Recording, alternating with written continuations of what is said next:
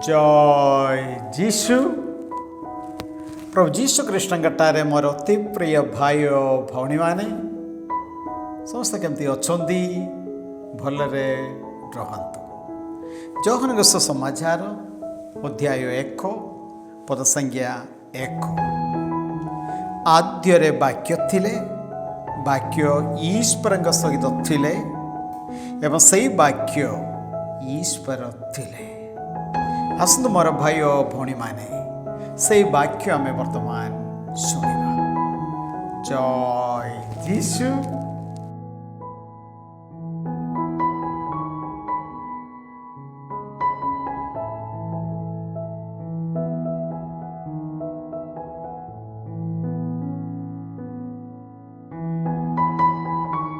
उत्पत्ति ग्रंथ अध्याय 31 पद 1। जाकुबंक पलायन। एकदा जाकुब लाबानंक पुत्र मानंकर एही वाक्यालाप शुणिबाकु पाइले, आम पितांक संपद सबु जाकुब करायत करिअछि। आम पितांक ठारु से समस्त धन संपद लाभ करिअछि। जाकुब देखिले जे लाबान तांको प्रति पूर्व भଳି प्रीति प्रदर्शन करुनाहांती। से समय रे प्रभु जाकुबंकु कहिले, तुम पितृपुरुष और आत्मीय मानक देश को प्रत्यावर्तन कर, मु तुमर सहवर्ती रहिबी। तहु लोक पठाई राहेल और लेयांको मेषपल चराउथिबा खेत मध्यकु से डाकिले। से सेमानंकु कहिले, तुम मानंक पिता पूर्व भଳି मो प्रति संप्रीति प्रदर्शन करुनाहांती, किंतु मोर पितांकर ईश्वर मोर सहवर्ती रहिछंती। मोर समस्त शक्ति देई मुझे तुम पितांकर परिचर्या कली तुम मानंकु एहा अवगत। तथापि तुम मानंकर पिता मते प्रतारणा करी 10-12 मोर पारिश्रमिक परिवर्तित करिछंती, किंतु मोर क्षति करिबा पई ईश्वर तांकु अनुमति देले नाही। बिंदु चिन्हित मेष गुड़िक सबु तुमर पारिश्रमिक स्वरूप हेबे बोली से जेतेबेले कहिले, तेबे मेषपल बिंदु चिन्हित शावक मानंकु जन्म देले। किंतु रेखांकित मेष गुड़िक सबु तुमर पारिश्रमिक स्वरूप हेबे बोली से जेतेबेले कहिले, सेतेबेले मेषपुल रेखांकित शावक मानंकु प्रसव कले। एही भଳି भावे ईश्वर तुम पितांकर पशु मानंकु तांको ठारु नेई मते प्रदान करिछंती। मेषमानंक संगम काल रे मु स्वप्न देखिली जे संगम युक्त हेउथिबा पुंग छागगण रेखांकित बिंदु चिन्हित तथा चित्र विचित्र विशिष्ट थिले। से समस्ते ईश्वरंक दूत स्वप्न रे मते डाकी कहिले, हे जाकुब। मु प्रत्युत्तर देली, मु एही। देवदूत मते कहिले, चक्षु उत्तोलन करी देख, संगम युक्त हेउथिबा छाग समूह रेखांकित बिंदु चिन्हित तथा चित्र विचित्र विशिष्ट अटंती। लाबान तुम प्रति साधन करिथिबा समस्त कार्य मोर अवगत। तुमे जेउठारे स्तंभ अभिषिक्त करी व्रत ग्रहण कल, सेही बेथेलर ईश्वर ही मु। वर्तमान उठ और एही देश परित्याग करी तुम जन्म देश को फेरी जाओ। से समय रे राहेल कहिले, आम पितृगृहरे आम मानंक पाई कौनसी अंश किंबा उत्तराधिकारित्व रहिछि? आमे माने कौन तांको द्वारा विदेशी रूपे परिगणित हेउनाहु? ଆମକୁ ବିକ୍ରୟ କରି ସେଥିରୁ ଲବ୍ଧ ଅର୍ଥ ସେ ବ୍ୟୟ କରି ସାରିଛନ୍ତି। ଆମ ପିତାଙ୍କ ଠାରୁ ଈଶ୍ୱର ଘେନି ନେଇଥିବା ସମସ୍ତ ସମ୍ପଦ ବିଭବ ଆମ ଓ ଆମ ସନ୍ତାନମାନଙ୍କ ଆୟତ୍ତାଧୀନ। ସୁତରାଂ ଯାହା କିଛି ଈଶ୍ୱର ତୁମକୁ ଆଦେଶ ଦେଇଛନ୍ତି ତୁମେ ସେହିଭଳି ସାଧନ କର। ଏହାପରେ ଯାତ୍ରା ପାଇଁ ପ୍ରସ୍ତୁତ ହୋଇ ଯାକୁବ ସନ୍ତାନ ସନ୍ତତିମାନଙ୍କୁ ଅଟ ଆରୋହଣ କରାଇଲେ। ନିଜ ସମଗ୍ର ଗପଲ ତଥା ମେସାଦିକୁ ନିଜ ସମ୍ମୁଖରେ ଚଳାଇ ଏବଂ ପାଦାନ ଆରାମଠାରେ ଅର୍ଜିତ ସମସ୍ତ ଗୋମେଷ ପଲକୁ ସାଙ୍ଗରେ ନେଇ କାନାନ ଦେଶସ୍ଥ ନିଜ ପିତା ଇସାହାକଙ୍କ ପାଖକୁ ସେ ଯାତ୍ରା ଆରମ୍ଭ କଲେ। ଲାବାନ ମେଷଗୁଡ଼ିକର ଲୋମ ଛେଦନ କରିବା ପାଇଁ ଯାଇଥିବା ସମୟରେ ରାହେଲ ନିଜ ପିତାଙ୍କ ପରିବାରବର୍ଗୀୟ ଦେବ ପ୍ରତିମୂର୍ତ୍ତି ଗୁଡ଼ିକୁ ଅପହରଣ କଲା। ସ୍ୱଦେଶାଭିମୁଖେ ନିଜର ପଳାୟନ ବିଷୟକ ନିଷ୍ପତ୍ତି ସମ୍ପର୍କରେ ଆରାମୀୟ ଲାବାନଙ୍କୁ କିଛି ନ ଜଣାଇ ଯାକୋବ ତାଙ୍କୁ ପ୍ରବଞ୍ଚନା କଲେ।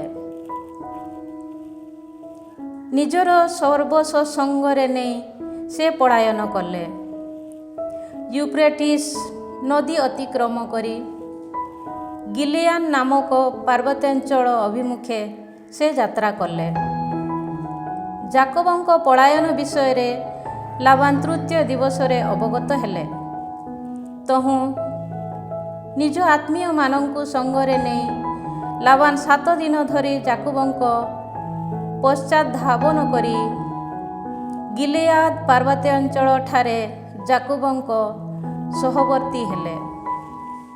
କିନ୍ତୁ ଈଶ୍ୱର ରାତ୍ରି କାଳରେ ଏକ ସ୍ୱପ୍ନରେ ଉଭା ହୋଇ ଆରାମୀୟ ଲାବାନଙ୍କୁ କହିଲେ, ଭଲ କିମ୍ବା ମନ୍ଦ କୌଣସି ବିଷୟ ଯାକୋବଙ୍କୁ ନ କହିବା ପାଇଁ ତୁମେ ସତର୍କ ରୁହ।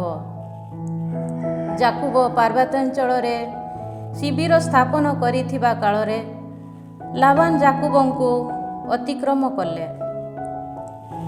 ନିଜ ଆତ୍ମୀୟମାନଙ୍କ ସହ ଲାବାନ ଗିଲିଆଦ ପାର୍ବତ୍ୟାଞ୍ଚଳରେ ଶିବିର ସ୍ଥାପନ କଲେ। ଲାବାନ ଯାକୋବଙ୍କୁ ପଚାରିଲେ, ତୁମେ ଏ କ'ଣ କଲ? ଖଡ୍ଗ ଦ୍ୱାରା ସ୍ୱାଧିକୃତ ଜଣେ ବନ୍ଦୀ ସଦୃଶ ମୋତେ ପ୍ରତାରଣା କରି ମୋର କନ୍ୟାମାନଙ୍କୁ କାହିଁକି ନେଇଯାଉଛ? ମୋତେ ପ୍ରବଞ୍ଚନା କରି ଓ କିଛି ନ କହି ତୁମେ କାହିଁକି ଗୁପ୍ତରେ ପଳାୟନ କଲ? ମୁଁ ଗୀତ ଗାଇ ଓ ତବଲା ତଥା ବୀଣା ବାଦନ କରି ତୁମକୁ ଆହ୍ଲାଦର ସହ ପଟାଇ ପାରିଥାନ୍ତି। ମୋର ସନ୍ତାନ ତଥା କନ୍ୟାମାନଙ୍କୁ ଚୁମ୍ବନ ଦେଇ ବିଦାୟ ଦେବା ପାଇଁ ତୁମେ ମୋତେ କାହିଁକି ଅବସର ଦେଲ ନାହିଁ? ତୁମେ ଜଣେ ନିର୍ବୋଧ ବ୍ୟକ୍ତି ସମ ଆଚରଣ କରିଅଛ। ତୁମର କ୍ଷତି କରିବା ଅଧିକାର ମୋର ଅଛି। କିନ୍ତୁ ଗତ ରାତ୍ରି କାଳରେ ତୁମ ପିତାଙ୍କ ଈଶ୍ୱର ମୋତେ କହିଛନ୍ତି ଯେ ଭଲ କିମ୍ବା ମନ୍ଦ କୌଣସି ବିଷୟ ଯାକୋବଙ୍କୁ ନ କହିବା ପାଇଁ ସତର୍କ ରୁହ। ପିତୃଗୃହକୁ ଫେରିବାର ଅତୀବ କାମନା ନେଇ ତୁମେ ଯାଉଥିଲ, କିନ୍ତୁ ମୋର କୁଳଦେବମାନଙ୍କୁ କାହିଁକି ଅପହରଣ କଲ? ଉତ୍ତରରେ ଯାକୋବ ଲାବାନଙ୍କୁ କହିଲେ, ତୁମ କନ୍ୟାମାନଙ୍କୁ ବଳପୂର୍ବକ ତୁମେ ମୋ ଠାରୁ ନେଇଯିବ ବୋଲି ମୁଁ ଆଶଙ୍କା କରିଥିଲି। ଯାହା ପାଖରୁ ତୁମ ଦେବମାନଙ୍କୁ ତୁମେ ଖୋଜି ପାଇବ ସେ ମୃତ୍ୟୁ କବଳିତ ହେଉ। ତୁମର ନିଜ ବସ୍ତୁ କିଛି ଯଦି ମୋ ପାଖରେ ଥାଏ ତେବେ ଆମ ଆତ୍ମୀୟ ଲୋକଙ୍କ ଉପସ୍ଥିତିରେ ତାହା ଦେଖାଇ ଦେଇ ଫେରାଇ ନିଅ। ରାହେଲ ଦେବମୂର୍ତ୍ତି ଗୁଡ଼ିକୁ ଅପହରଣ କରିଥିବା ବିଷୟ ଯାକୋବ ଜାଣିନଥିଲେ। ଏହାପରେ ଯାକୋବ ଲେଆ ଓ ସେମାନଙ୍କର 2 ଜଣ ପରିଚାଳିକାଙ୍କ ଶିବିରରେ ଲାବାନ ସେଗୁଡ଼ିକୁ ଅନ୍ୱେଷଣ କଲେ, କିନ୍ତୁ ଖୋଜି ପାଇଲେ ନାହିଁ। ତତ୍ପରେ ଲେୟାର ଶିବିରରୁ ବାହାରି ଆସି ସେ ରାହେଲର ଶିବିର ମଧ୍ୟକୁ ପ୍ରବେଶ କଲେ। ଦେବ ପ୍ରତିମୂର୍ତ୍ତିଗୁଡ଼ିକୁ ନେଇ ଗୋଟିଏ ଓଟ ଜିନ୍ ମଧ୍ୟରେ ରଖିଦେଇ ରାହେଲ ତା ଉପରେ ବସିଥିଲା। ଲାବାନ ଶିବିର ମଧ୍ୟସ୍ଥ ସମସ୍ତ ସ୍ଥାନରେ ସନ୍ଧାନ କଲେ ମଧ୍ୟ ତାହା ପାଇପାରିଲେ ନାହିଁ। ପୁଣି ରାହେଲ ନିଜ ପିତାଙ୍କୁ କହିଲା, ମୁଁ ଯେ ତୁମ ସମ୍ମୁଖରେ ଦଣ୍ଡାୟମାନ ହୋଇ ରହିପାରୁନାହିଁ, ଏ ବିଷୟ ନେଇ ତୁମେ ମୋ ପ୍ରତି କ୍ରୁଦ୍ଧ ହୁଅନା, କାରଣ ସମସ୍ତ ନାରୀଙ୍କ ପରି ଋତୁସ୍ରାବ ଅବସ୍ଥା ମୋ ଉପରେ ଆସି ଉପସ୍ଥିତ। ସୁତରାଂ ଲାବାନ ସର୍ବତ୍ର ସନ୍ଧାନ କଲେ ସୁଦ୍ଧା ନିଜ କୁଳଦେବମାନଙ୍କୁ ପାଇଲେ ନାହିଁ। ସେ ସମୟରେ ଯାକୁବ କୁପିତ ହୋଇ ଲାବାନଙ୍କୁ କୁତ୍ସାରତନ କଲେ। ସେ ତାଙ୍କୁ ପଚାରିଲେ, ମୋର ଦୋଷ ବା କ'ଣ? ଏଭଳି ଉତ୍ତେଜିତ ହୋଇ ମୋର ପଶ୍ଚାତ ଧାବନ କରିବା ପାଇଁ ମୁଁ ବା କି ଅପରାଧ କରିଅଛି? ଯଦିଓ ମୋର ସମଗ୍ର ପଦାର୍ଥ ମଧ୍ୟରେ ତୁମେ ଅନୁସରଣ କଲ, ତଥାପି ତୁମେ ତୁମର ଗୃହ ସାମଗ୍ରୀକୁ କ'ଣ ପାଇଲ?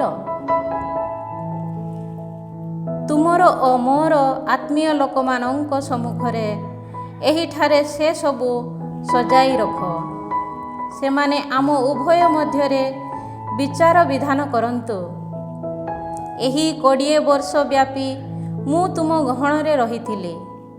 ତୁମ ସ୍ତ୍ରୀ ସେମ୍ ତଥା ସ୍ତ୍ରୀ ଛାଗମାନଙ୍କର ଗର୍ଭନଷ୍ଟ ସମ୍ଭବ ହୋଇନାହିଁ।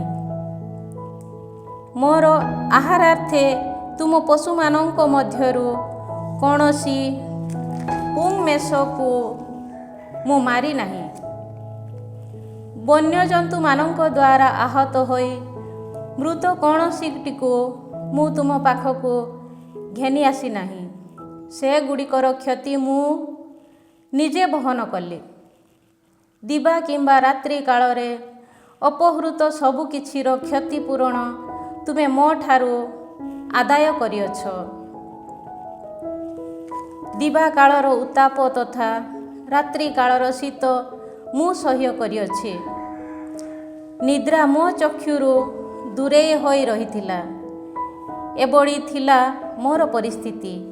ଏହି 20 ବର୍ଷ ବ୍ୟାପୀ ମୁଁ ତୁମ ଗୃହରେ ଅବସ୍ଥାନ କଲି।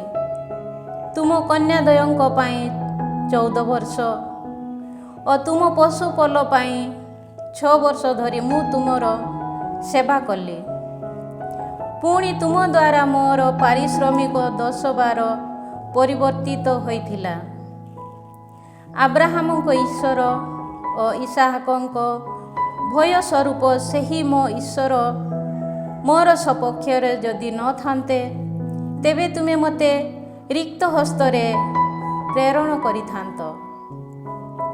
ଈଶ୍ୱର ମୋର ଦୁଃଖ ସଙ୍କଟ ତଥା ହସ୍ତକୃତ ପରିଶ୍ରମ ଦେଖିଲେ, ଅତଏବ ସେ ରାତ୍ରି କାଳରେ ତୁମକୁ ତିରସ୍କାର କଲେ।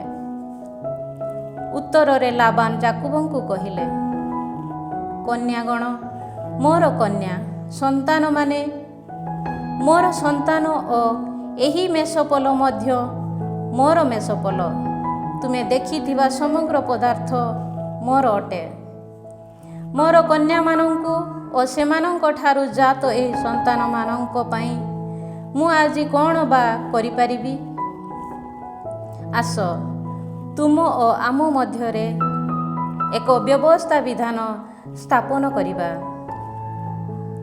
ତୁମ ଓ ଆମ ମଧ୍ୟରେ ତାହା ଏକ ସାକ୍ଷ୍ୟ ସ୍ୱରୂପ ରହୁ। ତହୁଁ ଯାକୋବ ଖଣ୍ଡିଏ ପ୍ରସ୍ତର ନେଇ ସ୍ତମ୍ଭ ସ୍ୱରୂପ ଉପସ୍ଥାପିତ କଲେ। ପ୍ରସ୍ତର ଖଣ୍ଡଗୁଡ଼ିକୁ ସଂଗ୍ରହ କର ବୋଲି ଯାକୋବ ନିଜ ଆତ୍ମୀୟ ଲୋକଙ୍କୁ କହିଲେ ଓ ସେମାନେ ପ୍ରସ୍ତର ଖଣ୍ଡଗୁଡ଼ିକ ସଂଗ୍ରହ କରି ଗୋଟିଏ ଗଦା କଲେ। ତଦନ୍ତର ସେହି ଗଦା ପାର୍ଶ୍ୱରେ ବସି ସେମାନେ ଭକ୍ଷଣ କଲେ। ଲାବାନ ତାହାଙ୍କୁ ଜେଗାର ସାହାଦୁଥା ନାମରେ ଅଭିହିତ କଲେ, କିନ୍ତୁ ଯାକୁବ ତାହାକୁ ଗାଲେଦ ନାମରେ ନାମିତ କଲେ। ଲାବାନ କହିଲେ ଯେ, ଏହି ପ୍ରସ୍ତର ଗଦା ମୋର ଓ ତୁମ ମଧ୍ୟରେ ଆଜି ଏକ ସାକ୍ଷ୍ୟ ସ୍ୱରୂପ ରହିଲା। ଅତଏବ ସେ ତାହାକୁ ଗାଲେଦ ନାମରେ ଅଭିହିତ କଲେ। ସେହି ସ୍ତମ୍ଭର ନାମ ମିସ୍ପା ବୋଲି ରଖାଗଲା, କାରଣ ଲାବାନ କହିଲେ, ଆମେମାନେ ପରସ୍ପର ମଧ୍ୟରୁ ପୃଥକ ହେବା ସମୟରେ ତୁମ ଓ ମୋ ମଧ୍ୟରେ ପ୍ରଭୁ ପ୍ରହରୀ ସ୍ୱରୂପ ହୁଅନ୍ତୁ। ତୁମେ ଯଦି ମୋର କନ୍ୟାମାନଙ୍କ ପ୍ରତି ମନ୍ଦ ବ୍ୟବହାର କର, କିମ୍ବା ମୋର କନ୍ୟାମାନଙ୍କ ବ୍ୟତିରେକେ ତୁମେ ଯଦି ଅନ୍ୟ କୌଣସି ନାରୀମାନଙ୍କୁ ବିବାହ କର, ତେବେ ଆମ ସଙ୍ଗରେ କେହି ନଥିଲେ ସୁଦ୍ଧା ତୁମ ଓ ମୋ ମଧ୍ୟରେ ଈଶ୍ୱର ଯେ ସାକ୍ଷ୍ୟ ସ୍ୱରୂପ ରହିଛନ୍ତି ଏହା ସ୍ମରଣ କର। ଏହାପରେ ଲାବାନ ଯାକୁବଙ୍କୁ କହିଲେ, ମୋର ଓ ତୁମ ମଧ୍ୟରେ ମୁଁ ଉତ୍ଥାପିତ କରିଥିବା ଏହି ପ୍ରସ୍ତର ଗଦା ତଥା ସ୍ତମ୍ଭକୁ ଦେଖ। ତୁମର କ୍ଷତି କରିବା ପାଇଁ ଏହି ପ୍ରସ୍ତର ଗଦାକୁ ମୁଁ ଅତିକ୍ରମ କରିବି ନାହିଁ, ଏବଂ ମୋର କ୍ଷତି କରିବା ପାଇଁ ତୁମେ ଏହି ପ୍ରସ୍ତର ଗଦାକୁ ତଥା ସ୍ତମ୍ଭକୁ ଅତିକ୍ରମ କରିପାରିବ ନାହିଁ। ଏହାର ସାକ୍ଷ୍ୟ ସ୍ୱରୂପ ଏହି ପ୍ରସ୍ତର ଗଦା ତଥା ସ୍ତମ୍ଭ ରହୁ। ଆବ୍ରାହାମଙ୍କ ଈଶ୍ୱର, ନାହରଙ୍କ ଈଶ୍ୱର ଓ ସେମାନଙ୍କ ପିତୃପୁରୁଷଙ୍କ ଈଶ୍ୱର ଆମ ଉଭୟଙ୍କ ମଧ୍ୟରେ ନ୍ୟାୟାଧୀଶ ହୋଇ ରହନ୍ତୁ। ନିଜ ପିତା ଇସାହାକଙ୍କ ଭୟ ନାମରେ ଯାକୁବ ମଧ୍ୟ ଶପଥାନୁବଦ୍ଧ ହେଲେ। ତତ୍ପରେ ସେହି ପର୍ବତ ଉପରେ ଯାକୁବ ଗୋଟିଏ ନୈବେଦ୍ୟ ଉତ୍ସର୍ଗ କଲେ ଓ ରୁଟି ଭକ୍ଷଣ କରିବା ପାଇଁ ନିଜ ଆତ୍ମୀୟମାନଙ୍କୁ ଆମନ୍ତ୍ରଣ କଲେ। ସେମାନେ ରୁଟି ଭକ୍ଷଣ କରି ସେହି ପର୍ବତ ଉପରେ ସାରା ରାତି କଟାଇଲେ। ଅତି ପ୍ରତ୍ୟୁଷରେ ଲାବାନ ଉଠି ନିଜ କନ୍ୟା ଓ ପୈତ୍ରମାନଙ୍କୁ ଚୁମ୍ବନ ଦେଇ ଆଶୀର୍ବାଦ କଲେ। ଏହାପରେ ସେ ନିଜ ଘରକୁ ଫେରିଗଲେ। ଅଧ୍ୟାୟ 32। ଏସାଉଙ୍କ ସାକ୍ଷାତ ପାଇଁ ଯାକୁବଙ୍କ ପ୍ରସ୍ତୁତି। ଯାକୁବ ମଧ୍ୟ ଯାତ୍ରା ଆରମ୍ଭ କଲେ। ପଥରେ ସେ ଦେବଦୂତମାନଙ୍କୁ ଦେଖିବାକୁ ପାଇଲେ। ସେମାନଙ୍କୁ ଦେଖି ସେ କହିଲେ, ଏହା ଈଶ୍ୱରଙ୍କର ସୈନ୍ୟବାହିନୀ। ତେଣୁ ସେ ସ୍ଥାନକୁ ମାହାନାଏମ୍ ନାମରେ ଅଭିହିତ କଲେ। ଏଦୋମ ରାଜ୍ୟର ସେହି ଦେଶରେ ବାସ କରିଥିବା ନିଜ ସହୋଦର ଏସାଉଙ୍କ ପାଖକୁ ଯାକୁବ ନିଜେ ଯିବା ପୂର୍ବରୁ ଦୂତମାନଙ୍କୁ ପଠାଇଲେ। ସେ ସେମାନଙ୍କୁ ଏହି ନିର୍ଦ୍ଦେଶ ଦେଲେ, ମୋର ମୁନିବ ଏସାଉଙ୍କ ନିକଟରେ ତୁମେମାନେ ଏହିଭଳି କହିବ, ତୁମ ଦାସ ଯାକୁବ ଏହା କହନ୍ତି, ବର୍ତ୍ତମାନ ପର୍ଯ୍ୟନ୍ତ ଲାବାନଙ୍କ ଗହଣରେ ପ୍ରବାସୀ ଭାବେ ମୁଁ ରହିଥିଲି। ଗୋରୁ, ଗର୍ଦ୍ଧବ, ମେଷପଲ, ଦାସ ଦାସୀ ପ୍ରଭୃତି ମୋର ଅଛି। ମୁଁ ତୁମଠାରୁ ସମ୍ପ୍ରୀତି ଲାଭ କରିବି, ଏହି ଆଶା ଜଣାଇବା ପାଇଁ ମୁଁ ମୋର ମୁନିବଙ୍କ ନିକଟକୁ ଲୋକ ପଠାଏ। ଦୂତମାନେ ଫେରିଆସି ଯାକୁବଙ୍କୁ କହିଲେ, ଆମେ ତୁମ ସହୋଦର ଏସାଉଙ୍କ ନିକଟରୁ ଆସୁଅଛୁ ଏବଂ ସେ 400 ଲୋକଙ୍କ ସହ ତୁମର ସାକ୍ଷାତ କରିବା ପାଇଁ ଆସୁଛନ୍ତି। ଏହା ଶୁଣି ଯାକୁବ ଅତ୍ୟଧିକ ଭୀତ ହୋଇ ଉଦ୍ବିଗ୍ନ ହେଲେ। ତହୁଁ ସେ ନିଜ ସହବର୍ତ୍ତୀ ଲୋକ ମେଷପଲ ତଥା ଅଟମାନଙ୍କୁ 2 ଭାଗରେ ବିଭକ୍ତ କଲେ, କାରଣ ସେ ଭାବିଥିଲେ ଏସାଉ ଆସି ଗୋଟିଏ ଦଳକୁ ବିନଷ୍ଟ କଲେ ରହିଯାଇଥିବା ଅନ୍ୟ ଦଳଟି ରକ୍ଷା ପାଇଯିବ। ଅନନ୍ତର ଯାକୁବ ଏହିପରି ପ୍ରାର୍ଥନା କଲେ, ମୋର ପିତା ଆବ୍ରାହମଙ୍କ ଈଶ୍ୱର ଓ ଇସାହାକଙ୍କ ଈଶ୍ୱର ଏବଂ ତୁମ ସ୍ୱଦେଶ ତଥା ଆତ୍ମୀୟ ଲୋକମାନଙ୍କ ପାଖକୁ ଫେରିଯାଅ ବୋଲି ମୋତେ କହିଥିବା ହେ ପ୍ରଭୁ, ତୁମେ ତୁମ ଦାସ ପ୍ରତି ପ୍ରଦର୍ଶନ କରିଥିବା ନିରନ୍ତର କରୁଣା ତଥା ବିଶ୍ୱସ୍ତତା ପାଇଁ ମୁଁ କଦାପି ଯୋଗ୍ୟ ନୁହେଁ। କାରଣ ଏକ ଯଷ୍ଟି ଧରି ମୁଁ ଜର୍ଦାନ ଅତିକ୍ରମ କରିଥିଲି, କିନ୍ତୁ ବର୍ତ୍ତମାନ ମୁଁ 2ଟି ଦଳର ଅଧିକାରୀ ହୋଇଛି। ମୁଁ ତୁମ ନିକଟରେ ମିନତି କରେ ଯେ ମୋର ସହୋଦରଙ୍କ ହସ୍ତରୁ ମୋତେ ରକ୍ଷା କର।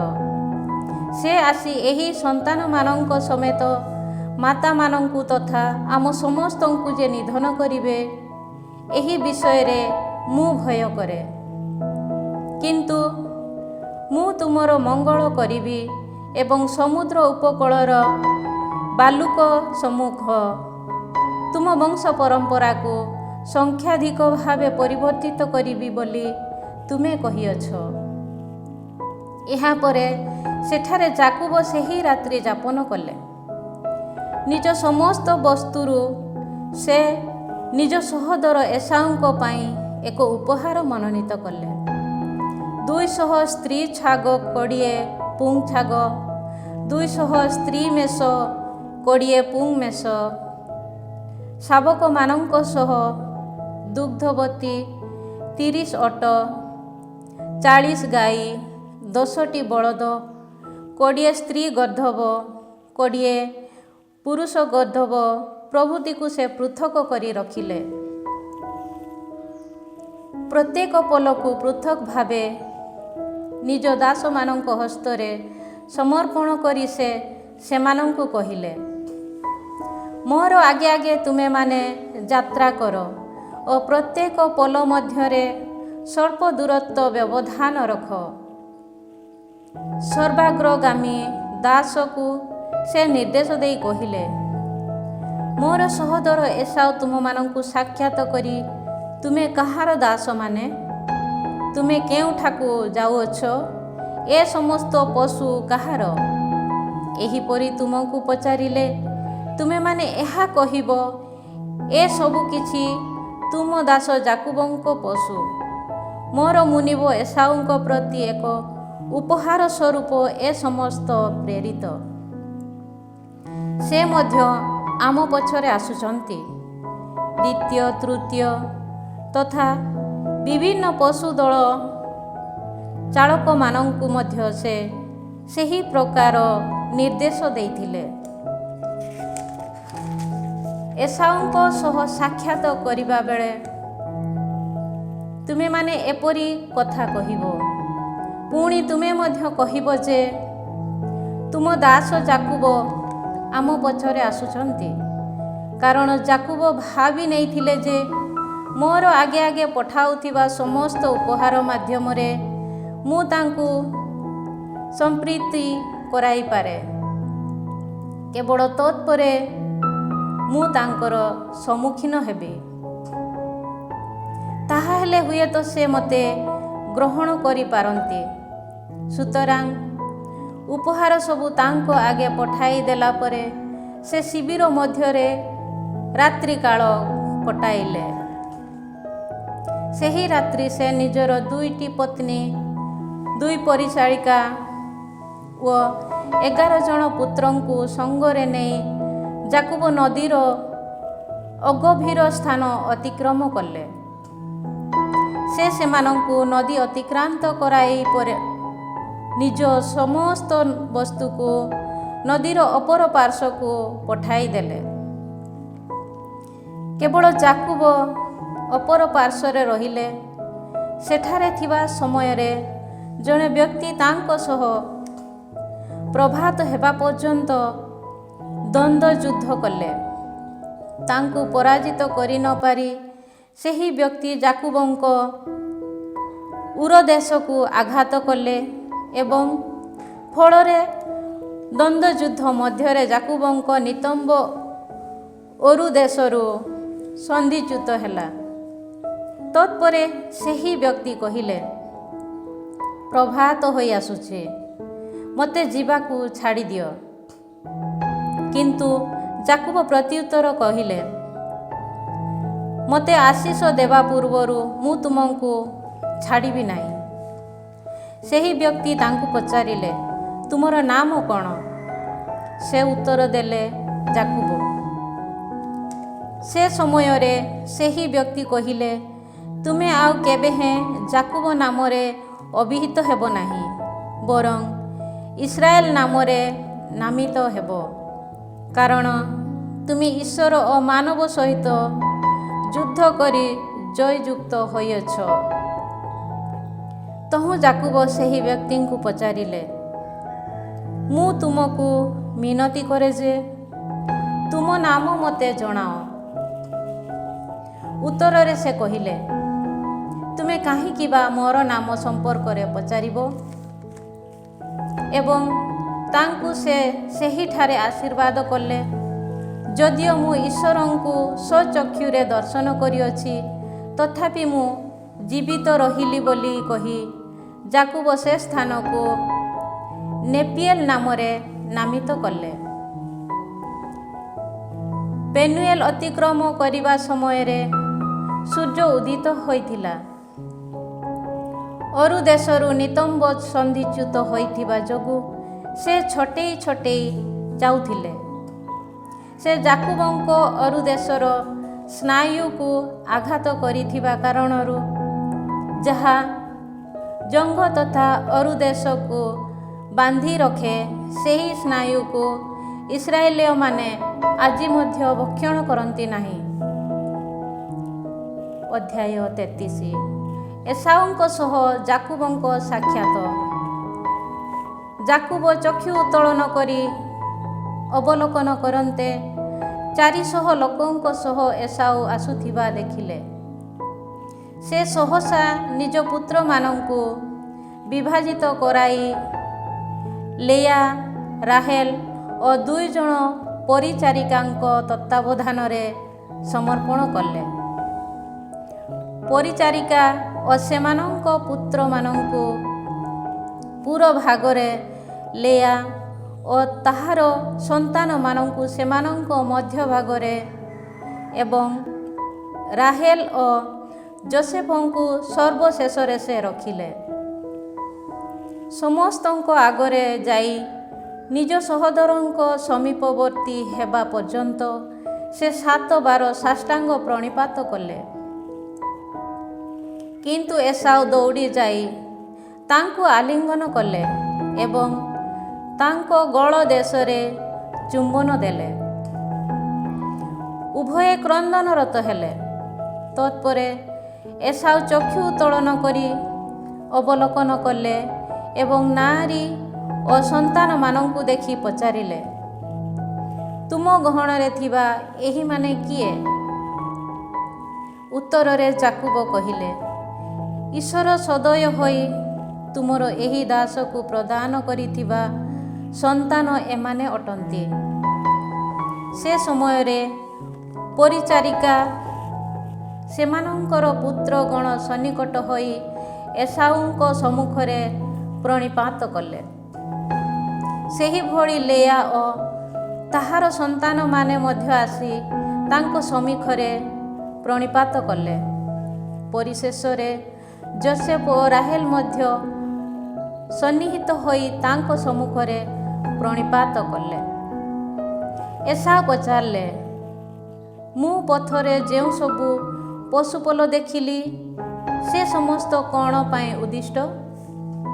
ଯାକୁବ କହିଲେ, ହେ ମୋର ମୁନିବ, ତୁମ ଦୃଷ୍ଟିରେ ସମ୍ପ୍ରୀତ ଲାଭ କରିବା ମୋର ଉଦ୍ଦେଶ୍ୟ ଥିଲା। କିନ୍ତୁ ଏସାଉ ପ୍ରତ୍ୟୁତ୍ତର ଦେଲେ, ହେ ସହୋଦର, ମୋର ଯଥେଷ୍ଟ ଅଛି।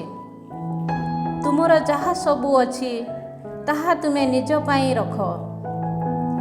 ଯାକୁବ ମିନତି କଲେ, ନା, ମୁଁ ଯଦି ତୁମ ଦୃଷ୍ଟିରେ ସମ୍ପ୍ରୀତି ଲାଭ ହୋଇଅଛି, ତେବେ ସଦୟ ହୋଇ ମୋ ହସ୍ତରୁ ଏହି ଉପହାର ଗୁଡ଼ିକୁ ଗ୍ରହଣ କରିବା ପାଇଁ ମୁଁ ନିବେଦନ କରେ। କାରଣ ବାସ୍ତବରେ ତୁମ ମୁଖରେ ସନ୍ଦର୍ଶନ କରିବା ଯାହା, ଈଶ୍ୱରଙ୍କ ମୁଖ ସନ୍ଦର୍ଶନ କରିବା ମଧ୍ୟ ତାହା। ସେହିଭଳି ବଦାନ୍ୟତା ପ୍ରଦର୍ଶନ କରି ତୁମେ ମୋତେ ଗ୍ରହଣ କରିଅଛ। ସୁତରାଂ ତୁମ ସମ୍ମୁଖକୁ ଆନିତ ଏହି ମୋର ଉପହାର ଗ୍ରହଣ କରିବା ପାଇଁ ମୁଁ ତୁମକୁ ନିବେଦନ କରେ। କାରଣ ଈଶ୍ୱର ମୋ ପ୍ରତି ସଦୟ ହୋଇଛନ୍ତି ଏବଂ ମୁଁ ସେସବୁ ଯଥେଷ୍ଟ ପରିମାଣରେ ପାଇଅଛି। ଏହିପରି ଭାବେ ସେ ବାଧ୍ୟ କରିବା ଯୋଗୁଁ ଏସାଉ ସେଗୁଡ଼ିକୁ ଗ୍ରହଣ କଲେ। ଏସାଉ ପୁଣି ତାଙ୍କୁ ପଚାରିଲେ, ଆମେ ଯାତ୍ରାରମ୍ଭ କରିବା ଓ ତୁମ ଆଗେ ଗମନ କରିବି? କିନ୍ତୁ ଯାକୁବ କହିଲେ, ଏହି ଶିଶୁଗଣ କୋମଳ ଥିବା ଓ ଦୁଗ୍ଧଦାୟୀ ଗୋମେଷାଦି ପୋଲ ମୋ ସଙ୍ଗରେ ରହିଥିବା ବିଷୟ ମୋର ମୁନିବଙ୍କୁ ଅବଗତ। ଦିନେ ସୁଦ୍ଧା ସେଗୁଡ଼ିକୁ ଶୀଘ୍ର ଚଢ଼ାଇଲେ ସେସବୁ ନିଶ୍ଚୟ ମରିଯିବେ। ସୁତରାଂ ମୋର ମୁନିବ, ତୁମ ଏହି ଦାସର ଆଗେ ଆଗେ ଯାଆନ୍ତୁ। ଏହି ଶିଶୁଗଣ ତଥା ଗୋପୋଲର ଅତି ଅନୁସାରେ ମୁଁ ଧୀରେ ଯାତ୍ରା କରି ସେଇଠାରେ ମୋର ମୁନିବଙ୍କ ନିକଟରେ ପହଞ୍ଚିବି। ତହୁଁ ଏସାଉ କହିଲେ, ମୋର ସହବର୍ତ୍ତୀ କେତେକ ଲୋକଙ୍କୁ ମୁଁ ତୁମ ଗହଣରେ ଛାଡ଼ିଦେବି। କିନ୍ତୁ ଯାକୁବ ପ୍ରତ୍ୟୁତ୍ତର ଦେଲେ, ଯଥାର୍ଥରେ ସେମାନେ ଅନାବଶ୍ୟକ। କେବଳ ମୋର ମୁନିବଙ୍କ ଦୃଷ୍ଟିରେ ମୁଁ ସମ୍ପ୍ରୀତି ପ୍ରାପ୍ତ ହେଲେ ତାହା ଯଥେଷ୍ଟ ହେବ।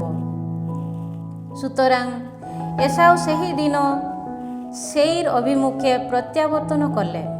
କିନ୍ତୁ ଯାକୁବ ସୁକୋତ ଅଭିମୁଖେ ଯାତ୍ରା କଲେ ଓ ସେହିଠାରେ ନିଜ ପାଇଁ ଗୋଟିଏ ଗୃହ ତଥା ପଶୁପଲ ପାଇଁ କେତେକ କୁଡ଼ିଆ ନିର୍ମାଣ କଲେ। ଫଳରେ ସେ ସ୍ଥାନ ସୁକୋତ ନାମରେ ଅଭିହିତ ହେଲା। ଏହିଭଳି ଯାକୁବ ପାଦାନ ଆରାମ ଠାରୁ ଯାତ୍ରାରମ୍ଭ କରି ନିରାପଦରେ କାନାନ ଦେଶସ୍ଥ ସେଖେମ୍ ନାମକ ସହରରେ ଆସି ପହଞ୍ଚିଲେ।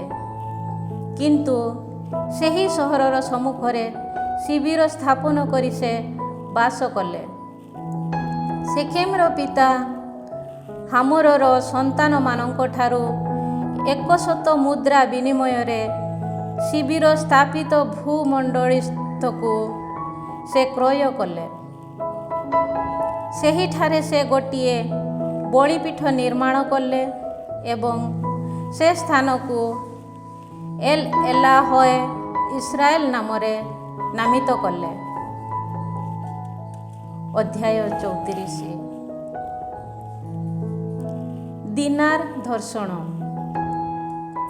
ଯାହାକୁ ଲେଆ ଯାକୁବଙ୍କ ଔରସରୁ ଜନ୍ମ ଦେଇଥିଲା, ସେହି ତାର କନ୍ୟା ଦିନା ଏକଦା ସେହି ଦେଶସ୍ଥ ନାରୀମାନଙ୍କୁ ଭେଟିବା ପାଇଁ ବହିର୍ଗତ ହେଲା। ସେହି ଦେଶାଧିପତି ତଥା ହିବିୟ ହାମୋରର ପୁତ୍ର ସେଖେମ୍ ତାକୁ ଦେଖି କରାୟତ୍ତ କଲା ଓ ତା ସହିତ ଶୟନ କରି ତାକୁ ଅପମାନିତ କଲା। କାରଣ ଯାକୁବଙ୍କ କନ୍ୟା ଦିନା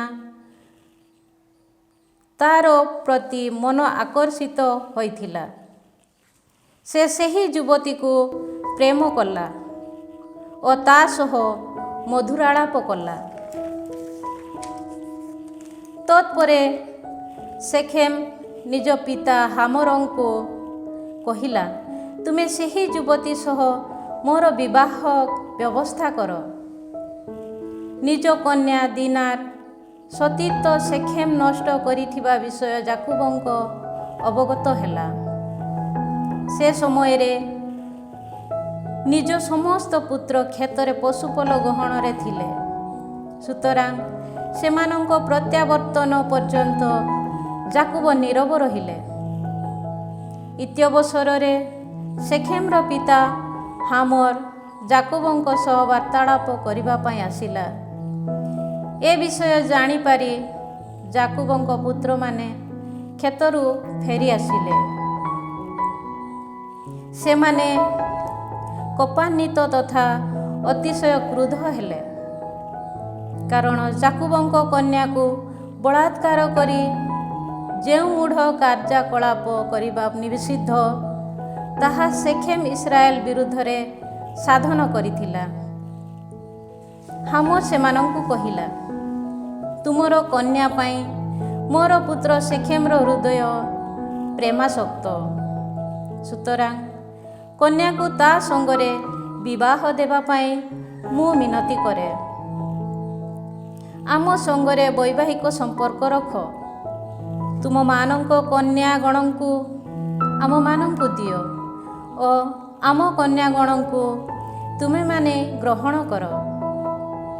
ତେବେ ତୁମେମାନେ ଆମ ଗହଣରେ ବାସ କରିବ ଓ ଏହି ଦେଶମାନଙ୍କରେ ତୁମେମାନେ ସ୍ୱାଧୀନ ଭାବେ ବିଚରଣ କରିବ।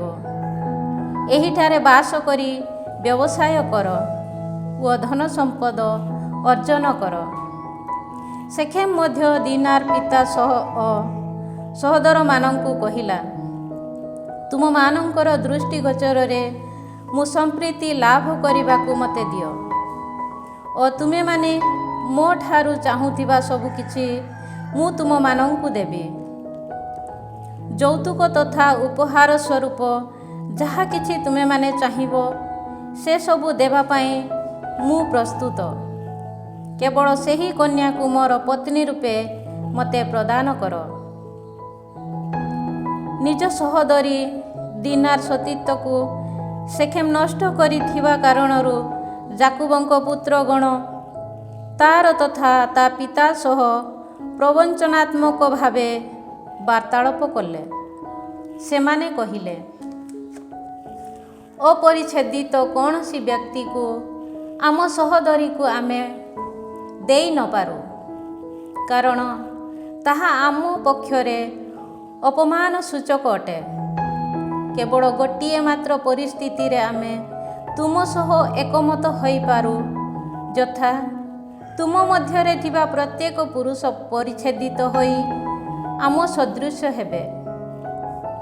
ତାହା ହେଲେ ଆମ କନ୍ୟାଗଣଙ୍କୁ ଆମେ ତୁମମାନଙ୍କୁ ପ୍ରଦାନ କରିବୁ ଓ ତୁମ କନ୍ୟାଗଣଙ୍କୁ ଆମେ ଗ୍ରହଣ କରିବୁ।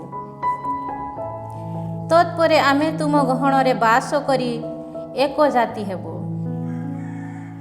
ଆମ କଥା ପ୍ରତି ତୁମେ କର୍ଣ୍ଣପାତ ନ କରି ଯଦି ପରିଚ୍ଛେଦିତ ନ ହୁଅ, ତେବେ ଆମେ ଆମର କନ୍ୟାକୁ ନେଇ ଅନ୍ୟତ୍ର ଯିବୁ।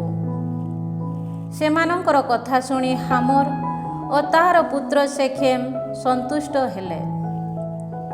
ତଦନୁରୂପ କାର୍ଯ୍ୟ କରିବା ପାଇଁ ସେହି ଯୁବକ ବିଳମ୍ବ କଲା ନାହିଁ, କାରଣ ଯାକୁବଙ୍କ କନ୍ୟା ପ୍ରତି ସେ ଅତ୍ୟନ୍ତ ଅନୁରକ୍ତ ଥିଲା। ସପରିବାରରେ ସମସ୍ତଙ୍କ ଅପେକ୍ଷା ସେ ଅଧିକ ସମ୍ମାନାସ୍ପଦ ଥିଲା। ତତ୍ପରେ ହାମର ଓ ତାର ପୁତ୍ର ଶେଖେମ୍ ନଗରୀର ପ୍ରବେଶ ପଥକୁ ଯାଇ ସେହି ନଗରୀର ପୁରୁଷ ବାସିନ୍ଦାମାନଙ୍କୁ କହିଲେ, ଏହି ଲୋକେ ଆମ ପ୍ରତି ବନ୍ଧୁଭାବାପନ୍ନ ଅଟନ୍ତି। ସେମାନେ ଏହି ଦେଶରେ ବାସ କରି ଏହିଠାରେ ବ୍ୟବସାୟ କରନ୍ତୁ, କାରଣ ସେମାନଙ୍କ ପାଇଁ ମଧ୍ୟ ଏହି ଦେଶ ଯଥେଷ୍ଟ। ଆମେ ସେମାନଙ୍କର କନ୍ୟାମାନଙ୍କ ପାଣି ଗ୍ରହଣ କରିବା ଓ ଆମ କନ୍ୟାମାନଙ୍କୁ ସେମାନଙ୍କୁ ଦାନ କରିବା। ଆମ ମଧ୍ୟବର୍ତ୍ତୀ ପ୍ରତ୍ୟେକ ପୁରୁଷ ସେମାନଙ୍କ ଭଳି ପରିଚ୍ଛଦିତ ହେବେ। ଏହି ସର୍ତ୍ତାନୁସାରେ ସେମାନେ ଆମ ଗହଣରେ ବସବାସ କରି ଏକ ଜାତି ହେବେ। ସେମାନଙ୍କ ଧନ ସମ୍ପଦ, ଗୋପଲ ତଥା ଅନ୍ୟାନ୍ୟ ପଶୁପଲ କ'ଣ ଆମର ହେବ ନାହିଁ? କେବଳ ସେମାନଙ୍କର କଥା ପ୍ରତି ଆମେ ସମ୍ମତି ପ୍ରକାଶ କରିବା। ତେବେ ସେମାନେ ଆମ ଗହଣରେ ବସତି ସ୍ଥାପନ କରିବେ। ନଗରୀର ପ୍ରବେଶ ପଥ ଦେଇ ବହିର୍ଗତ ହେଉଥିବା ସମସ୍ତେ ହାମର ଓ ଶେକେମଙ୍କ କଥା ଶୁଣି ସେଥିପାଇଁ ସହମତି ପ୍ରକାଶ କଲେ ଓ ସେହି ନଗରୀର ପ୍ରବେଶ ପଥ ଦେଇ ବାହାରି ଆସିଥିବା ପ୍ରତ୍ୟେକ ପୁରୁଷ ପରିଚ୍ଛେଦିତ ହେଲେ। ତୃତୀୟ ଦିବସରେ ସେମାନେ ବେଦନା ବ୍ୟଥିତ ଥିବାବେଳେ ଦିନାର ସହୋଦରଦ୍ୱୟ ତଥା ଯାକୁବଙ୍କ ପୁତ୍ର ସିମେୟନ ଓ ଲେବି ନିଜ ନିଜର ଖଡ଼୍ଗ ସଙ୍ଗରେ ନେଇ ଅଜ୍ଞାତ ସାରରେ ନଗରୀରେ ପ୍ରବେଶ କଲେ ଏବଂ ସମସ୍ତ ପୁରୁଷଙ୍କୁ ନିଧନ କଲେ। ହାମର ଓ ତା ପୁତ୍ର ସେକେମକୁ ସେମାନେ ଖଡ଼୍ଗ ଦ୍ୱାରା ହତ୍ୟା କଲେ ଓ ତତ୍ପରେ ସେଖେମର ଗୃହରୁ ଦିନାକୁ ଘେନି ଯାଇ ସେମାନେ ଫେରିଗଲେ। ନିଜ ସହୋଦରୀ ଦିନାର ସତୀତ୍ୱକୁ ନଷ୍ଟ କରିଥିବା ଯୋଗୁଁ ଯାକୋବଙ୍କ ସନ୍ତାନମାନେ ନିହତ ଲୋକମାନଙ୍କ ମଧ୍ୟକୁ ଯାଇ ସେହି ନଗରୀକୁ ଲୁଣ୍ଠନ କଲେ। ସେମାନଙ୍କର ମେଷ, ଗୋପଲ, ଗର୍ଦ୍ଦଭଗୁଡ଼ିକ ଓ ନଗରୀ ତଥା କ୍ଷେତରେ ଥିବା ସବୁକିଛି ସେମାନେ ଅପହରଣ କଲେ। ସେହିଭଳି ସେମାନଙ୍କ ସମଗ୍ର ସମ୍ପଦର ଶିଶୁ ତଥା ପତ୍ନୀଗଣ ଓ ଗୃହରେ ଥିବା ସର୍ବସ୍ୱ ସେମାନେ କରାୟତ୍ତ କଲେ। ସେତେବେଳେ ଯାକୁବ ସିମିୟନ ଓ ଲେବିଙ୍କୁ କହିଲେ, ଏହି ଦେଶବାସୀ କାନାନୀୟ ତଥା ପେରିସୀୟମାନଙ୍କ ସମ୍ମୁଖରେ ମୋତେ ଘୃଣାପାତ୍ର କରାଇ ତୁମେମାନେ ମୋତେ ବିପଦାପନ୍ନ କରିଅଛ। ମୋର ଲୋକ ଅତି ନ୍ୟୁନ, ମୋ ବିରୁଦ୍ଧରେ ଏକତ୍ରିତ ହୋଇ ସେମାନେ ମୋତେ ଆକ୍ରମଣ କଲେ। ମୁଁ ବିନଷ୍ଟ ହେବି ଏବଂ ମୋର ତଥା ମୋର ପରିବାର ବର୍ଗ ଉଭୟଙ୍କର କ୍ଷତି ହେବ। କିନ୍ତୁ ସେମାନେ ପଚାରିଲେ, ଆମ ଭଗ୍ନୀକୁ ଏକ ଗଣିକା ଭାବେ ଗ୍ରହଣ କରିବା ସେମାନଙ୍କ ପକ୍ଷରେ କ'ଣ ଉଚିତ? ଅଧ୍ୟାୟ 35। ବେଥେଲ ଅଭିମୁଖେ ଯାକୁବଙ୍କ ଦ୍ୱିତୀୟ ଯାତ୍ରା। ଈଶ୍ୱର ଯାକୁବଙ୍କୁ କହିଲେ, ବେଥେଲକୁ ଯାଇ ସେଠାରେ ଅବସ୍ଥାନ କର। ତୁମ ସହୋଦର ଏସାଉଙ୍କ ସମୀପରୁ ପଳାୟନ କରିଥିବା କାଳରେ ତୁମର ସମ୍ମୁଖରେ ଆବିର୍ଭୂତ ଈଶ୍ୱରଙ୍କ ନାମରେ ସେଠାରେ ଗୋଟିଏ ବଳିପୀଠ ନିର୍ମାଣ କର। ସୁତରାଂ ନିଜ ପରିବାର ବର୍ଗ ତଥା ସହବର୍ତ୍ତୀମାନଙ୍କୁ ଯାକୁବ କହିଲେ, ତୁମ ସଙ୍ଗରେ ଥିବା ବିଦେଶୀ ଦେବ ପ୍ରତିମୂର୍ତ୍ତିଗୁଡ଼ିକୁ ତୁମଠାରୁ ଦୂରେଇ ଦିଅ। ନିଜ ନିଜକୁ ଶୁଦ୍ଧପୂତ କରି ସମସ୍ତେ ନିଜ ବସ୍ତ୍ର ପରିବର୍ତ୍ତନ କରନ୍ତୁ। ତତ୍ପରେ ଆମେ ସମସ୍ତେ ବେଥେଲ ପର୍ଯ୍ୟନ୍ତ ପ୍ରସ୍ଥାନ କରିବା। ମୋର ଦୁଃଖ ସଙ୍କଟ ଦିନରେ ଯିଏ ମୋର ପ୍ରାର୍ଥନା ଶୁଣିଥିଲେ ଓ ଯେଉଁଠାକୁ ଗଲେ ମଧ୍ୟ ଯିଏ ମୋର ସହବର୍ତ୍ତୀ ହୋଇଥିଲେ, ସେହି ଈଶ୍ୱରଙ୍କ ଉଦ୍ଦେଶ୍ୟରେ ମୁଁ ସେଠାରେ ଗୋଟିଏ ବଳିପୀଠ ନିର୍ମାଣ କରିବି। ତହୁଁ ସେମାନେ ନିଜ ଗହଣରେ ଥିବା ବିଦେଶୀ ଦେବମୂର୍ତ୍ତି ତଥା କର୍ଣ୍ଣାଭରଣଗୁଡ଼ିକୁ ଯାକୁବଙ୍କ ହସ୍ତରେ ସମର୍ପଣ କଲେ। ସେଖେମ ନିକଟବର୍ତ୍ତୀ ଓକ୍ ବୃକ୍ଷ ମୂଳରେ ସେ ସବୁ ପୋତି ଦେଲେ। ସେମାନେ ଯେତେବେଳେ ସେଠାକୁ ଯାତ୍ରାରମ୍ଭ କଲେ, ସେତେବେଳେ ସେମାନଙ୍କ ଚତୁଃପାର୍ଶ୍ୱସ୍ଥ ନଗରୀ ସମୂହ ଏକ ଦିବ୍ୟ ଭୀତିରେ ଭୟକାତର ହେଲେ। ତହୁଁ କେହି ଯାକୋବଙ୍କ ସନ୍ତାନମାନଙ୍କ ପଶ୍ଚାତ୍ ଧାବନ କଲା ନାହିଁ। ଯାକୁବ ଓ ତାଙ୍କ ସନ୍ତାନମାନେ କାନାନ ଦେଶସ୍ଥ ଲୁସ୍ ଅର୍ଥାତ୍ ବେଥେଲରେ ଆସି ପହଞ୍ଚିଲେ। ସେ ସେଠାରେ ଏକ ବଳିପୀଠ ନିର୍ମାଣ କଲେ ଏବଂ ସେ ସ୍ଥାନକୁ ଏଲ୍ ବେଥେଲ ନାମରେ ନାମିତ କଲେ, କାରଣ ସେ ନିଜ ସହୋଦରଙ୍କ ଠାରୁ ପଳାୟନ କରିଥିବା ସମୟରେ ଈଶ୍ୱର ତାଙ୍କ ସମ୍ମୁଖରେ ସେହିଠାରେ ଆବିର୍ଭୂତ ହୋଇଥିଲେ। ରେବେକାଙ୍କ ପରିଚାରିକା ଦେବୋରା ସେଠାରେ ମୃତ୍ୟୁବରଣ କଲା ଓ ବେଥେଲ ଉପତ୍ୟକାସ୍ଥ ଏକ ଓକ୍ ବୃକ୍ଷ ମୂଳରେ ତାଙ୍କୁ କବର ଦିଆଗଲା। ତହୁଁ ସେ ସ୍ଥାନ ଆଲନ କାବୁତ ନାମରେ ଅଭିହିତ ହେଲା। ପାଦାନ ଆରାମ ଠାରୁ ପ୍ରତ୍ୟାବର୍ତ୍ତନ କଲାବେଳେ ଈଶ୍ୱର ପୁନରାୟ ଯାକୁବଙ୍କ ସମ୍ମୁଖରେ ଉଭା ହୋଇ ତାଙ୍କୁ ଆଶୀର୍ବାଦ କଲେ ଓ କହିଲେ, ତୁମ ନାମ ଯାକୁବ, କିନ୍ତୁ ତୁମେ ଆଉ କେବେ ହେଁ ଯାକୁବ ନାମରେ ନାମିତ ହେବ ନାହିଁ, ବରଂ ତୁମେ ଇସ୍ରାଏଲ ନାମରେ ଅଭିହିତ ହେବ। ତହୁଁ ସେ ଇସ୍ରାଏଲ ନାମରେ ଅଭିହିତ ହେଲେ।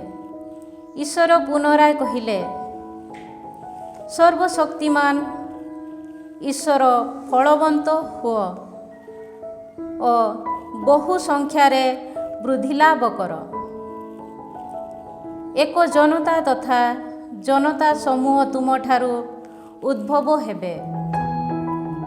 ତୁମ ଔରସରୁ ରାଜାଗଣ ଜାତ ହେବେ। ଆବ୍ରାହାମ ଓ ଇସହାକଙ୍କୁ ପ୍ରଦାନ କରିଥିବା ଏହି ଦେଶ ମୁଁ ତୁମକୁ ତଥା ତୁମ ସନ୍ତାନମାନଙ୍କୁ ପ୍ରଦାନ କରିବି। ଅନନ୍ତର ତାଙ୍କ ସହ ବାକ୍ୟାଳାପ କରିଥିବା ସ୍ଥାନରୁ ଈଶ୍ୱର ଅନ୍ତର୍ଧାନ ହେଲେ।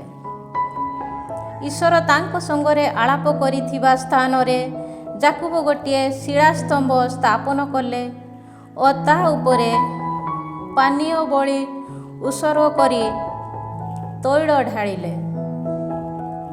ଈଶ୍ୱର ନିଜ ସଙ୍ଗରେ ଆଳାପ କରିଥିବା ସ୍ଥାନକୁ ଯାକୁବ ବେଥେଲ ନାମ ନାମିତ କଲେ। ସେମାନେ ବେଥେଲରୁ ଯାତ୍ରା ଆରମ୍ଭ କଲେ। ଏଫ୍ରାଥାରେ ଆସି ପହଞ୍ଚିବାର ଅଳ୍ପ ସମୟ ପୂର୍ବେ ରାହେଲର ପ୍ରସବ ବେଦନା ଆରମ୍ଭ ହେଲା ଓ ସେ କଠୋର ପ୍ରସବ କ୍ଲେଶ ଅନୁଭବ କଲା। ତାର କଠିନ ପ୍ରସବ ବେଦନା ମଧ୍ୟରେ ଧାତ୍ରୀ ତାକୁ କହିଲା, ଭୀତ ହୁଅ ନାହିଁ, ଏହି ବାର ମଧ୍ୟ ତୁମେ ଗୋଟିଏ ପୁତ୍ର ଲାଭ କରିବ। କିନ୍ତୁ ତାର ମୃତ୍ୟୁ ସମୟ ସନ୍ନିକଟ ହୋଇଥିଲା। ଦେହ ବିୟୋଗ ସମୟରେ ସେ ନିଜ ପୁତ୍ରକୁ ବେନୋନି ନାମରେ ଅଭିହିତ କଲା, କିନ୍ତୁ ତାଙ୍କ ପିତା ତାଙ୍କୁ ବେଞ୍ଚମିନ ନାମରେ ନାମିତ କଲେ। ଏହିପରି ଭାବେ ରାହେଲ ମୃତ୍ୟୁବରଣ କଲା ଓ ଏଫ୍ରାତା ଅଭିମୁଖେ ପଥ ପାର୍ଶ୍ୱରେ ବେଥଲେହେମ ନାମକ ସ୍ଥାନରେ ସମାଧିସ୍ଥ ହେଲା।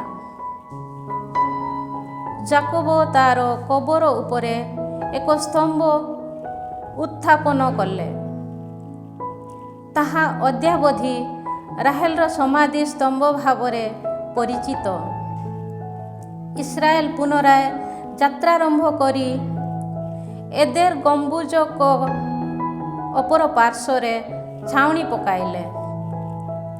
ଇସ୍ରାଏଲ ସେ ସ୍ଥାନରେ ଅବସ୍ଥାନ କରିଥିବା ସମୟରେ ରେଉବେନ ନିଜ ପିତାଙ୍କ ଉପପତ୍ନୀ ବିଲ୍ହା ସହ ସହବାସ କଲା ଓ ଇସ୍ରାଏଲ ସେ ସମ୍ପର୍କରେ ଅବଗତ ହେଲେ। ଯାକୁବଙ୍କ 12 ଜଣ ପୁତ୍ର ଥିଲେ। ଲେୟାର ପୁତ୍ରଗଣ ଥିଲେ ଯାକୁବଙ୍କ ପ୍ରଥମ ଜାତ ପୁତ୍ର ରେଉବେନ, ତତ୍ପରେ ସେମିଏନ, ଲେବି, ଜୁଦା, ଇସାକାର ଓ ସେବୁଲୁନ। ରାହେଲର ପୁତ୍ରମାନେ ଥିଲେ ଯୋସେଫ ଓ ବେଞ୍ଚମିନ।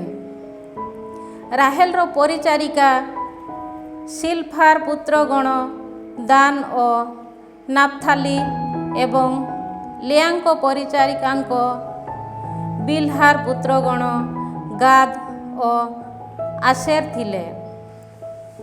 ଏ ସମସ୍ତେ ଥିଲେ ପାଦାନ ଆରାମଠାରେ ଯାକୁବଙ୍କ ପାଇଁ ଜାତ ସନ୍ତାନଗଣ। ହେବ୍ରୋନ ନାମରେ ନାମିତ କିରିୟାତ ଆରବାସ୍ତ ମାମ୍ରେଠାରେ ବାସ କରିଥିବା ନିଜ ପିତା ଇସାହାକଙ୍କ ପାଖକୁ ଯାକୁବ ଆସିଲେ। ସେ ସ୍ଥାନରେ ଆବ୍ରାହାମ ଓ ଇସାହାକ ବାସ କରିଥିଲେ। ଇସାହାକଙ୍କୁ 180 ବର୍ଷ ବୟସ ହୋଇଥିଲା। ଇସାହାକ ଶେଷ ନିଶ୍ୱାସ ତ୍ୟାଗ କଲେ। ବୃଦ୍ଧ ହୋଇ ନିଜ ଜୀବନ କାଳର ଦିନଗୁଡ଼ିକ ସମ୍ପୂର୍ଣ୍ଣ ହେବା ପରେ ସେ ମୃତ୍ୟୁ ହୋଇ ସ୍ୱଜନମାନଙ୍କ ସଙ୍ଗରେ ସମ୍ମିଳିତ ହେଲେ। ତାଙ୍କର ପୁତ୍ର ଏସାଉ ଓ ଯାକୁବ ତାଙ୍କୁ କବର ଦେଲେ। ପ୍ରେଜ୍ ଦ ଲର୍ଡ, ପ୍ରେଜ୍ ଦ ଲର୍ଡ। ମାର୍କୋଙ୍କ ସୁସମାଚାର ଅଧ୍ୟାୟ 4 ପଦ ସଂଖ୍ୟା 4। ଯୀଶୁ ଉତ୍ତର ଦେଲେ, ଲେଖା ଅଛି, ମନୁଷ୍ୟ କେବଳ ରୋଟିରେ ବଞ୍ଚେ ନାହିଁ, ବରଂ ଈଶ୍ୱରଙ୍କ ମୁଖ ନିଃସୃତ ପ୍ରତ୍ୟେକ ବାଣୀରେ ବଞ୍ଚେ। ପ୍ରାର୍ଥନା କରିବା, ପ୍ରଭୁ ଆମ୍ଭମାନଙ୍କୁ ବାକ୍ୟ ଦିଅ। ଧନ୍ୟବାଦ ଯୀଶୁ, ତୁମର ପବିତ୍ର ବାକ୍ୟ ପାଇଁ, ଜୀବନ୍ତ ବାକ୍ୟ ପାଇଁ ଆଜି ଆମେ ତୁମକୁ ଧନ୍ୟବାଦ ଦେଉଛୁ। ପ୍ରଭୁ ସର୍ବଶକ୍ତିମାନ ପରମେଶ୍ୱର ପିତା ଓ ପୁତ୍ର ଏବଂ ପବିତ୍ର ଆତ୍ମା ଆପଣମାନଙ୍କୁ ଆଶୀର୍ବାଦ କରନ୍ତୁ। ଆମେନ୍। ସମସ୍ତଙ୍କୁ ଜୟ ଯୀଶୁ।